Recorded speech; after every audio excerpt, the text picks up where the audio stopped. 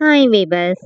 இன்னைக்கு மே 29 சிறகடிக்க ஆசை சீரியல் என்னாச்சு சொல்லி பார்க்கலாம்க்கு முன்னாடி சேனல் சப்ஸ்கிரைப் பண்ணாதவங்க மறக்காம சப்ஸ்கிரைப் பண்ணுங்க.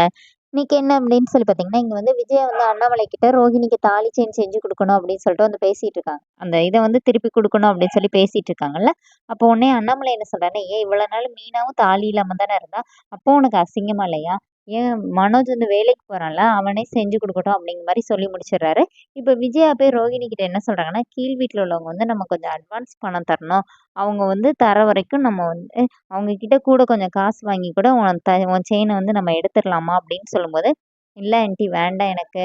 எனக்கு வந்து மனோஜ் வந்து வேலை பார்த்து அவரே வாங்கி தரட்டும் அப்படிங்கிற மாதிரி சொல்லிட்டு ரோஹிணி அங்கேருந்து ரோஹிணியும் விஜயா பேசிட்டு இருக்காங்க. இந்த மாதிரி நானே இந்த மாதிரி சம்பாதிச்சு கூட என் செயினை நான் எடுத்துக்குவேன் அத்தை அப்படின்னு சொல்லும்போது, இதுதான் இந்த மாதிரி பணக்கார பொண்ணுங்களுக்கு உள்ள ஒரு இது. சிலதுகெல்லாம் இருக்குது அப்படின்னோடனே இப்போ ஸ்ருதி சண்டைக்கு வந்துடுறாங்க. நீங்க இப்ப யார சொல்றீங்க? நீங்க எப்ப பார்த்தா மீனாவ தானே இந்த மாதிரி சாரி இப்படி பேசிட்டே இருப்பீங்க. அவங்களும் எவ்வளவு நாளா தான் மஞ்ச கயிறுல இருக்காங்கல்ல. நீங்க அதையும் இது பண்ண மாட்டேங்கிறீங்க. இப்ப சொன்னா கூட எங்க அம்மா அந்த காசை திருப்பி தந்துருவாங்க அப்படின்னு சொன்னோடனே அப்புறமா ரோகிணி வந்து இல்ல எங்களுக்கு அது மரியாதையா இருக்காதுல்ல.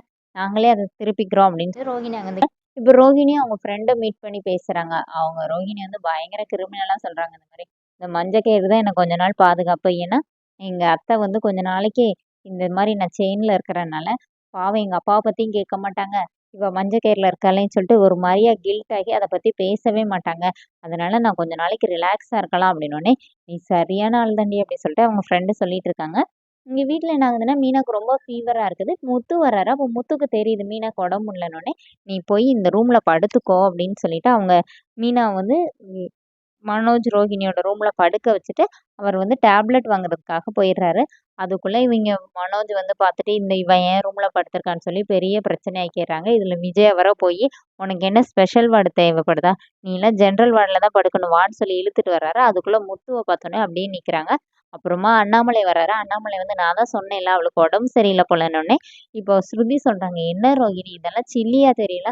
அவங்க பாவம் உடம்பு சரியில்லாம இருக்காங்களே அவங்கள போய் இப்படி பண்ணிட்டு இருக்கீங்க அப்படின்னோடனே இப்போ ரோகிணி என்ன சொல்றாங்கன்னா, ஸ்ருதி உன்னோட டர்ன் தான் அடுத்த வாரம் நீங்க வந்து வெளியில வந்து படுக்கணும். அப்ப நீங்க என்ன சொல்றீங்க பார்க்கலான்னோனே, ஸ்ருதி என்ன சொல்றாங்கன்னா, அதுக்கு தான் நான் எங்க வீட்டுக்கு போயிருவேன் 1 வாரத்துக்கு. என்னாலலாம் ஏசி இல்லாம தூங்க முடியாதுன்னு சொன்னோனே, என்னடா ரவி இதுன்னோனே, எனக்கே தெரியலம்மா இப்பதான் இவ இதெல்லாம் சொல்றா அப்படின்னோனே, ஏம்மா ரூமுக்காடி உங்க வீட்டுக்கு போனேன்னா எங்களை என்ன நினைப்பாங்க அப்படின்னு சொல்லிட்டு விஜயா இது பண்றாங்க. இப்போ யாருமே ரூம குடுக்க மாட்டோம் அப்படின்னு சொல்லும்போது, இப்போ அண்ணாமலை என்ன சொல்றாருன்னா, விஜயா, ரோஹிணி, மீனா 3 பேரும் எங்க ரூம்ல உள்ள படுத்துக்கட்டும். நான், மனோஜ், அப்புறம் மூர்த்தி இவங்க 3 பேரும் ரோஹிணி இவங்களோட ரூம்ல இங்க படுத்துக்கிறோம் அப்படின்னோனே, எல்லாரும் அப்படியே பாக்குறாங்க. மனோஜ் எனக்கு ரோஹிணி இல்லாம என்னால தூங்க முடியாதும்மா அப்படின்னு சொல்றாரு. அதோட என்னோட எபிசோட் ரன் பண்ணிட்டாங்க. நாளைக்கு என்ன அப்படின்னா, மீனா வந்து கீழே பாய் விரிச்சு கீழே படுத்துக்கிறாங்க. விஜயாவும் ரோஹிணி கட்டில படுத்துருக்காங்க. விஜயா ரொம்ப கொரட்டை விடுறாங்க. ரோஹிணியால தூங்கவே முடியல. பெட்ஷீட் எடுத்து மேல தூக்கி மூடி விடுறாங்க. அதையும் விஜயா தள்ளி விட்டுறாங்க. அப்புறமா தலவாணி எடுத்து இப்படி தலைக்கிட்ட கொண்டு வராங்க.